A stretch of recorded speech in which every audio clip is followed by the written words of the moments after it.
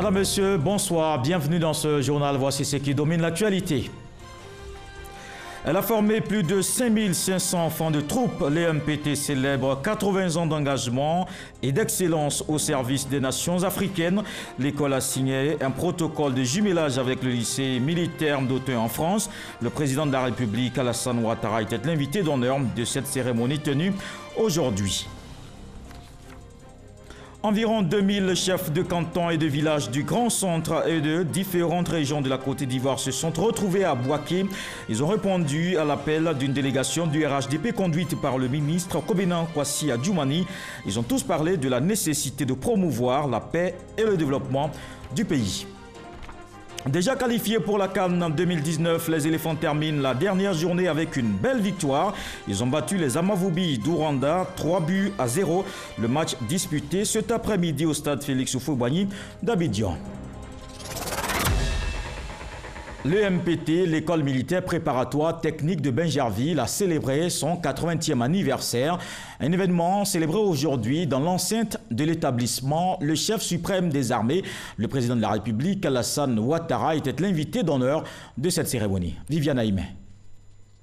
L'école militaire préparatoire technique de Bingerville, l'EMPT, a été créée en 1939 et a formé à ce jour 5584 enfants de troupes de diverses nationalités de l'Afrique noire francophone. Classé établissement d'excellence par la qualité de ses résultats, année après année, l'EMPT a su maintenir le cap et même faire sa mutation d'établissement garçon pour devenir depuis 2013 un établissement mixte.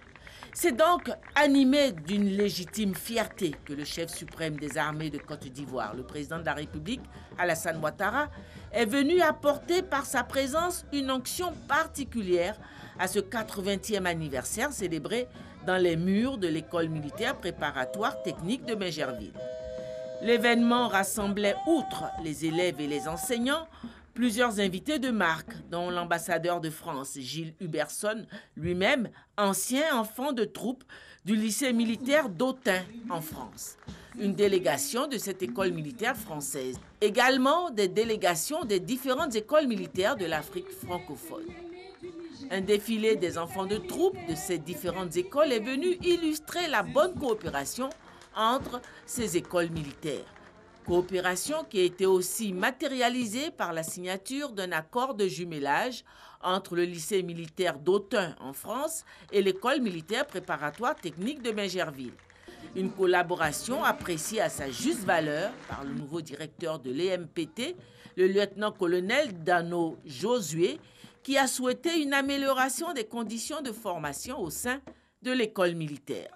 Excellence, Monsieur le Président de la République, l'EMPT va continuer de poursuivre sa mission de formation de l'élite de fort belle allure. Elle mérite qu'on initie en sa faveur toutes les politiques et stratégies en mettant à sa disposition les moyens dont elle a besoin pour continuer d'assumer avec efficacité le rôle qui lui est assigné, tout en se maintenant dans la vision prospective des structures modernes d'éducation.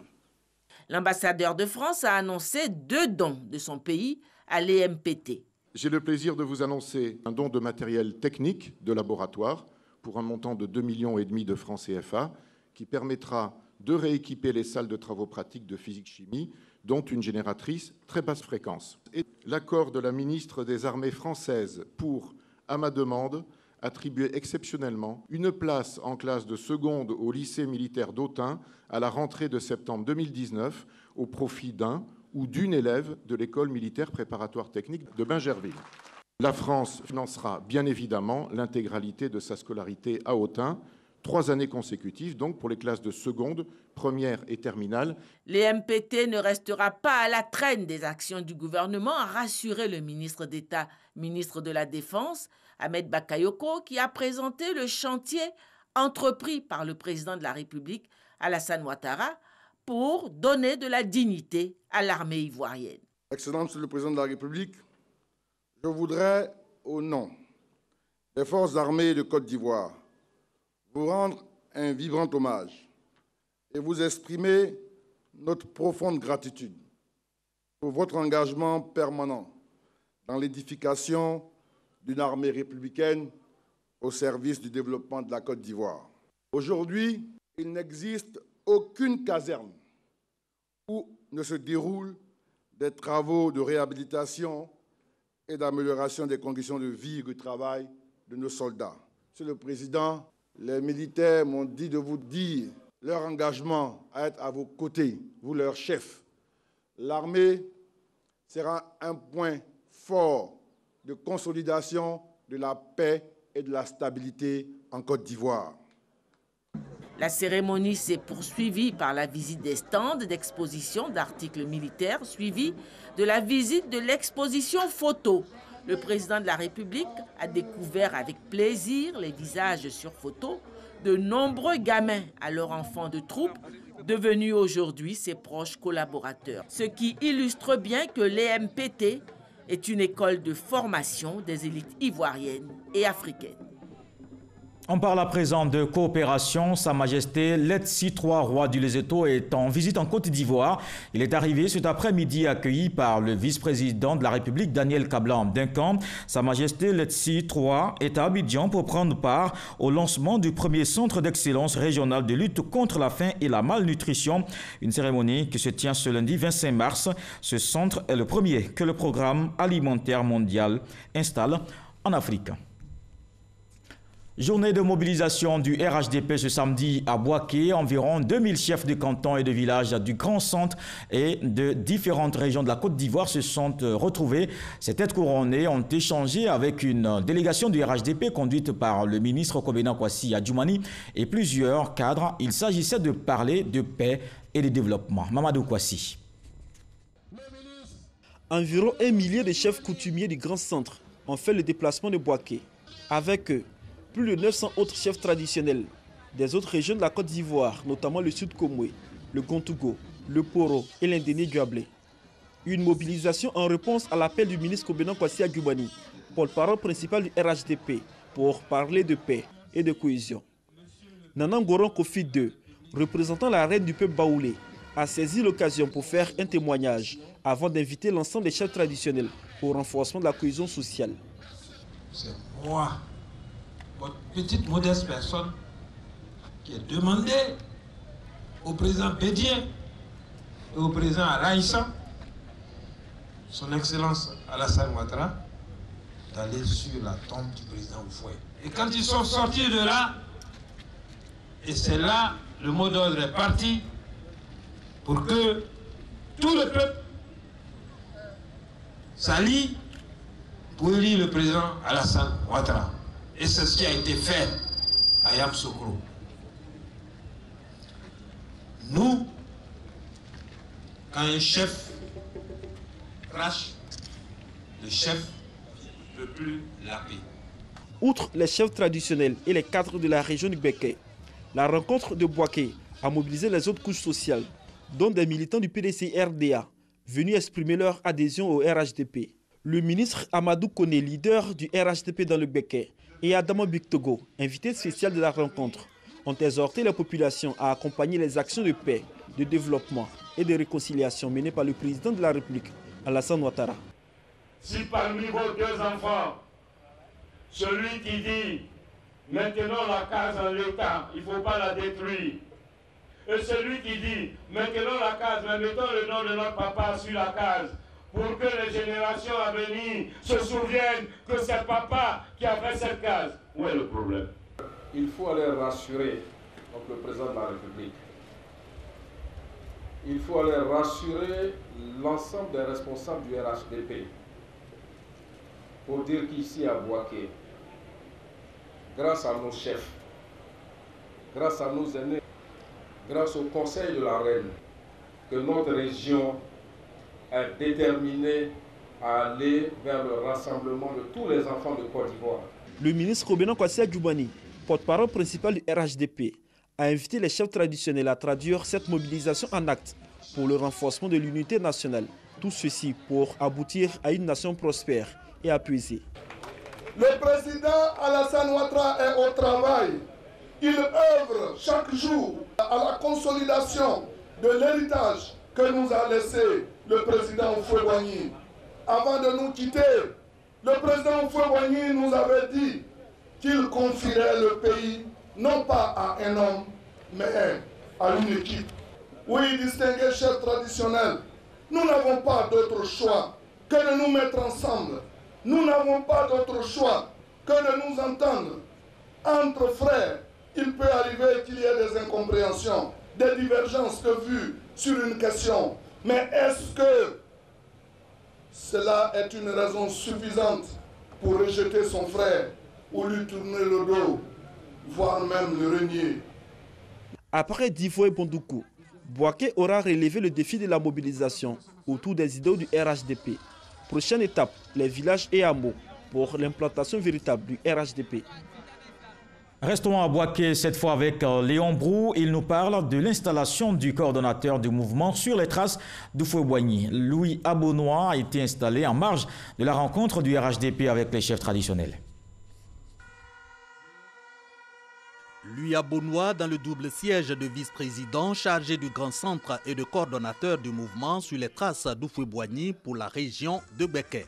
Pour l'installer, le président exécutif de ce mouvement né pour prôner la nécessité de rassemblement des héritiers politiques du père fondateur de la nation. Kobena Kwasi Adjoumani demande le soutien des chefs coutumiers à son collaborateur. Objectif, implantation de leur mouvement pour une adhésion massive au rassemblement des oufouettistes pour la démocratie et la paix. Cette implication des chefs coutumiers, toujours selon le ministre Adjoumani, surtout pour la paix, condition du développement et du bien-être social en Côte d'Ivoire. Sur ces idéaux, le promoteur du mouvement sur les traces d'Oufoué-Boigny dans le Grand Centre n'entend pas faiblir. Chaque week-end, nous passons par les villages, par les communes, les sous-préfectures, les départements de cette région pour implanter le RHDP. Et ce même travail que nous avons fait dans la région de Béké, qui a donné cette mobilisation extraordinaire, n'est-ce pas, saluée par tous et par toutes, va être implémenté dans toute la région donc, du Grand Centre. Je veux parler des 7 régions du Grand Centre et des 19 départements qui composent ces 7 régions. La finalité de ce périple indique Louis Abonois, le triomphe du RHDP aux échéances électorales de 2020. Il n'arrivera pas à rencontrer Laurent Gbagbo en Belgique. Le rendez-vous entre Afi N'Guessan et l'ancien président avorté. De retour de ce voyage sans succès, le président du Front populaire ivoirien fait la lumière sur ce qui s'est réellement passé. Les explications de Sidonie Davila. Après plusieurs tentatives de rencontres qui se sont soldées par un échec, le président du Front populaire ivoirien, Pascal Afi N'Guessan, vient d'essuyer un autre revers. Jeudi dernier, son rendez-vous avec le président Laurent Gbagbo n'a pas eu lieu. À mon arrivée et à ma grande surprise, il y a changement de programme. Au lieu de prendre la direction de Bruxelles, on me dit qu'un journaliste de RFI est déjà prépositionné pour recevoir une déclaration que je devais faire autour principalement de la question de la reconnaissance du président Laurent Gbagbo comme président du FPI. Sur cette question, j'avais déjà à plusieurs occasions donné ma position.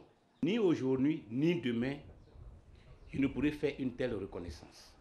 Parce que le président Gbagbo n'est pas président du Front populaire ivoirien. Il est président fondateur du parti. Nous pouvons même dire qu'il est notre chef. Mais président du parti, c'est une chose. Malgré sa déception, Afi N'Guessan continue de réaffirmer son intention de pouvoir rencontrer et échanger avec l'ancien président Laurent Gbagbo qui séjourne actuellement à Bruxelles après sa liberté conditionnelle prononcée par la CPI. Je suis toujours ouvert à le rencontrer et je souhaite que nous nous rencontrions parce que ça ferait du bien au FPI et à la Côte d'Ivoire. Mais c'est une rencontre qui va s'organiser dans un autre contexte et par d'autres personnes que celles avec lesquelles j'ai cheminé jusque-là sur la question.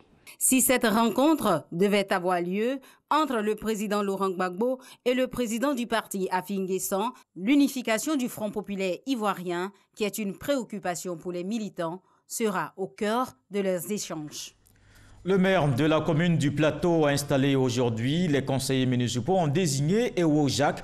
L'élection a eu lieu à huis clos dans les locaux de la mairie en présence du préfet de la ville d'Abidjan, Toby Irié. Des détails avec Éric Goré. Ewo Jacques élu par les conseillers municipaux de la mairie du Plateau ce samedi 23 mars à 13h. Information affichée dans la cour de la dite mairie par les services de la préfecture d'Abidjan en présence du préfet lui-même. Après la proclamation des résultats, sur 25 votants, le candidat victorieux est élu avec 13 voix contre 12 pour son adversaire, le conseiller Kwasi Parfait. Une élection qui s'est déroulée à huis clos. Le nouveau maire du Plateau n'a pas manqué de savourer sa victoire avant de remercier le président de la République. Merci au président Ouattara. Merci également au président Bédié. Merci à toutes les personnes en tout ça qui ont pu concourir à ce qu'il y ait eu un dénouement assez favorable. L'élection s'est passée dans de très bonnes conditions. Une élection qui a eu lieu sous haute surveillance pour éviter les perturbations pendant et après le vote. La police a quadrillé les alentours de la mairie du Plateau ce matin dès 9h avant de lever son dispositif à 16h. Allons dans la région du Kabadougou, au nord du pays, pour une autre cérémonie. La première femme maire de la nouvelle commune de Gbéléban installée, c'est le ministre de l'Intérieur et de la Sécurité, Sidiki Diakité, qui a procédé à cette installation officielle. Les populations de cette localité se sont engagées à aider le conseil municipal à réussir sa mission. Abou Sanogo. Première femme maire de la nouvelle commune de Gbéléban, Sita Ouattara, a été installée dans ses fonctions par le ministre de l'Intérieur et de la Sécurité, Sidiki Diakité. Candidate du Rassemblement des oufouettistes pour la démocratie et la paix, Sita Ouattara est sortie victorieuse des élections municipales du 13 octobre 2018 avec un score qui avoisine les 100% de voix. Une cérémonie d'installation donc du tout nouveau conseil municipal aux allures de manifestations populaires qui a mobilisé les filles et fils du Kabadougou, venus de Samango, de Bodjogo, de Kabala, de Sédougou, de Ménignan et du Folon. En somme, du Dengueli, traduire leur soutien à leur maire et leur reconnaissance au président de la République Alassane Ouattara pour avoir érigé Gbéléban en commune. Et il s'engage à aider le conseil municipal à réussir sa mission. Unis et solidaires, nous pouvons tout obtenir et tout réussir. Faisons donc la fierté du chef de l'État et de nos parents qui comptent sur notre cohésion pour relever les défis sociaux et économiques de notre région. Toute la population de Gbéléban serait à sa disposition pour l'aider à développer Gbéléban. Nous avons à la tête de cette mairie notre maman qui nous épaule tous les jours et donc qui pourra donc compter sur notre soutien. Le maire Sita Ouattara entend mettre en œuvre son programme pour Gbéléban. Elle en appelle à la contribution des filles et fils du département. Notre première mission est d'aller encore plus loin dans les réformes, les réflexions pour les innovations, des actions et des partenariats afin de mettre notre commune au firmament des communes émergentes. J'en appelle à chacun d'entre vous pour qu'il apporte son expertise, son savoir-faire, en un mot, le meilleur de lui-même, afin que notre cité soit rapidement sur les rails du développement. Le ministre de l'Intérieur et de la Sécurité, Sidiki Diakité, a exhorté au renforcement de l'harmonie qui règne à Gbéléban. Maintenant, place doit être au travail. Filles et fils de Gbéléban, avec la création de la commune de Gbéléban, nous disposons désormais entre nos mains d'un puissant instrument pour faire changer les choses, pour amorcer l'émergence de notre localité. Notre premier devoir, quel que soit notre rang social, sera de participer activement à la vie de notre commune. Cette cérémonie d'installation du premier conseil municipal de Gbéléban a été marquée par les dons faits aux populations par Assetougon Koulibaly, l'épouse du Premier ministre, composée de kits d'accouchement, de chaises, de nattes, de vivres et de non-vivres. Parlons à présent du programme social du gouvernement volet éducation. 10 300 enseignants contractuels seront recrutés. L'action vise à renforcer le nombre d'enseignants exerçant déjà sur le terrain. Les dates d'inscription et de composition indiquées ce samedi. Des précisions avec Grace Kando. Un recrutement exceptionnel d'enseignants est ouvert. Sont concernés les enseignants contractuels adjoints du préscolaire et primaire, d'enseignants bivalents contractuels de collège et d'enseignants contractuels de lycée. Au total, ce sont 10 300 enseignants qui seront recrutés pour un contrat de 2 ans. Les 10 300 enseignants viennent comme une bouffée d'oxygène, soulager de façon pleine et entière, effectivement, le système. Et nous allons soulager de façon objective l'ensemble des structures sur toute l'étendue du territoire.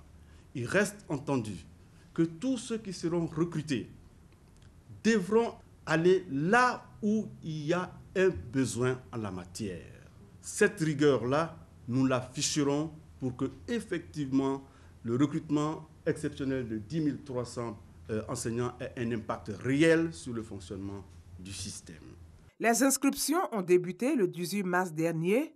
Elles s'achèvent le 7 avril prochain. Des informations sont disponibles sur le site www.men-deco.org. Notons que ces inscriptions comporteront 2 phases.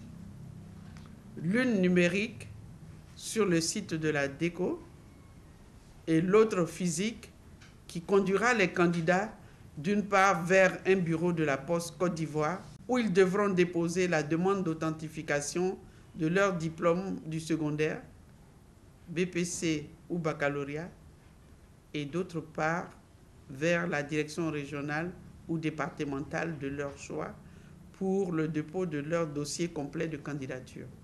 Il faut savoir que chaque direction régionale ou départementale est rattachée à une des 10 villes de composition.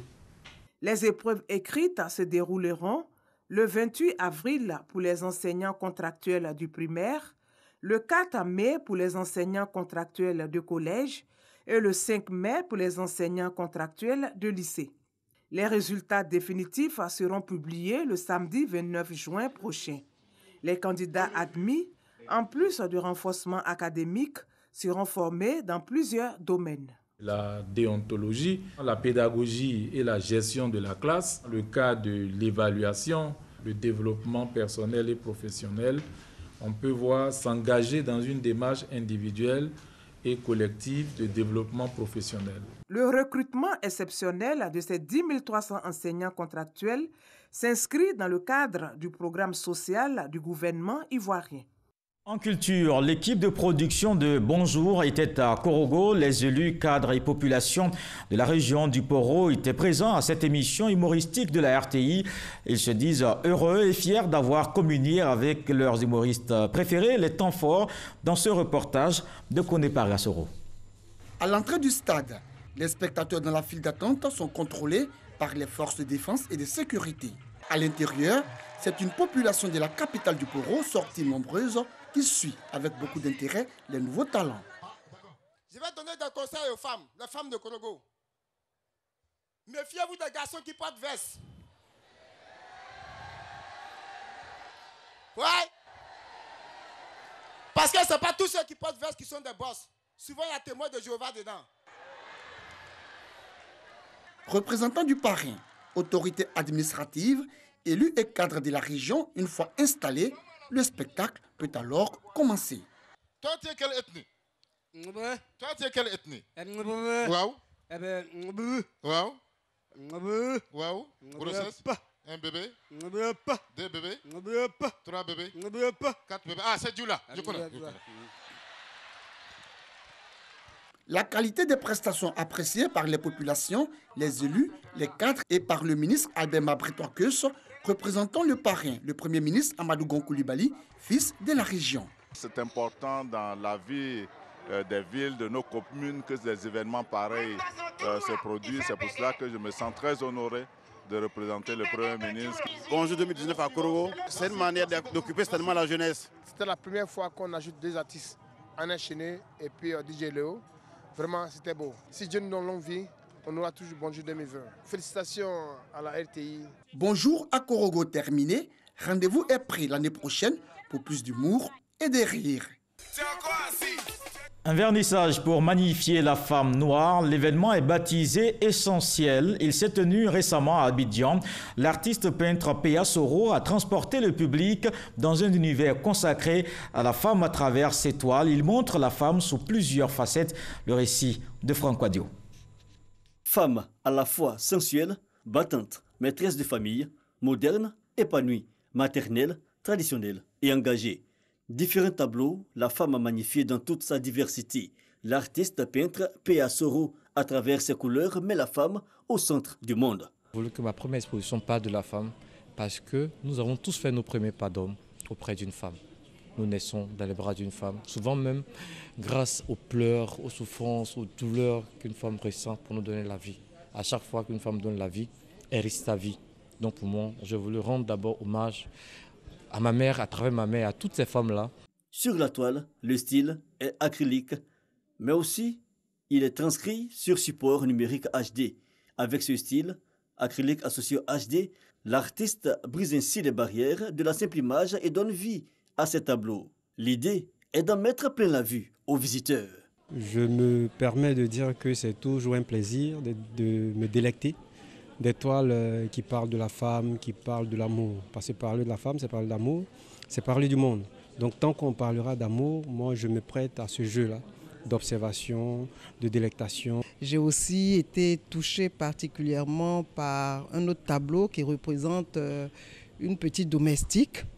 Et à travers ce tableau, on voit toute la souffrance et la maturité précoce d'une enfant à laquelle on assigne des travaux de grandes personnes.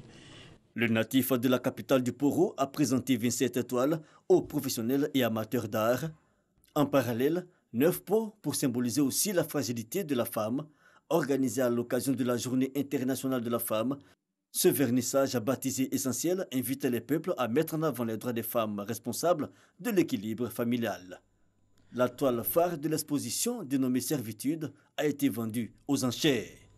Du 28 au 31 mars aura lieu à Yakoli Dabo, dans le département de Soubré, la 3e édition du festival Didiga, une célébration de la parole et de l'oralité africaine, un rendez-vous culturel axé aussi sur le dialogue des cultures. On retrouve Franck Wadio.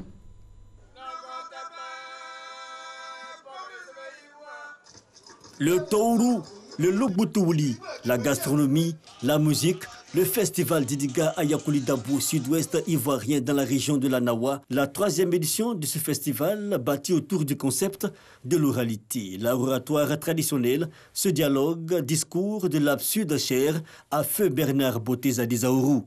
Le Didiga peut être une parole inversée, rien que pour un fait stylistique.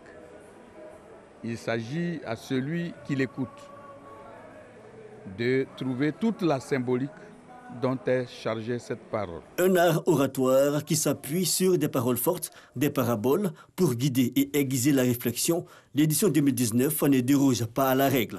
Particularité, engager un discours pédagogique au service de la préservation de notre couvert forestier. Dialogue des cultures, le Didiga 2019 aura pour inviter le peuple sénoufo du Nord ivoirien. Nous avons fait des recherches au niveau de l'ONG et nous avons constaté certaines similitudes au niveau du parler. Par exemple, quand je dis « mon père est mort en Bété », vous dites « Amitoku » et en sénoufo, vous dites « Mitoku ». Vous voyez qu'il y a seulement le « A » qui fait la différence.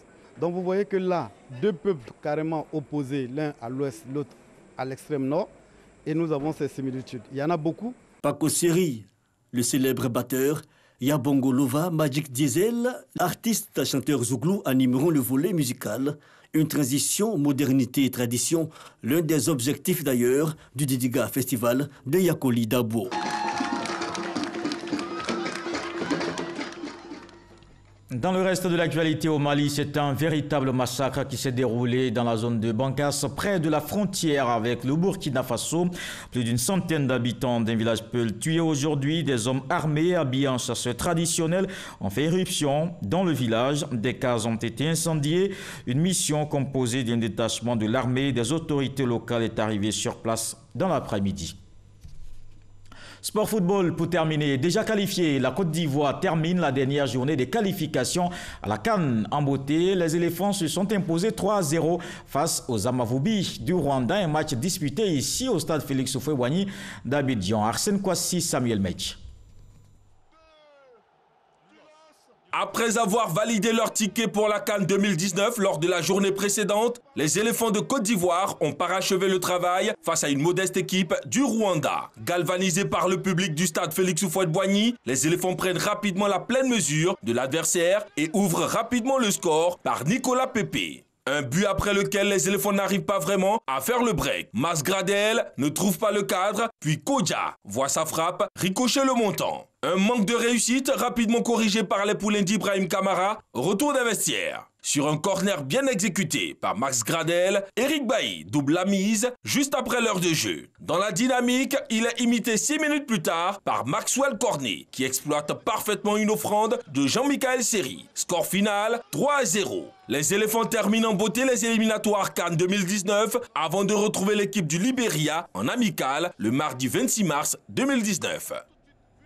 La Côte d'Ivoire qualifiée pour la CAN, le Burundi aussi sera en Égypte. Une première participation aux phases finales pour les Hirondelles du Burundi. Ils ont fait match nul 1-1 aujourd'hui à Bujumbura avec le Gabon. Rendez-vous donc en juin en Égypte. Ce journal est terminé. Merci de l'avoir suivi. Je vous retrouve demain avec beaucoup de plaisir. Bonsoir.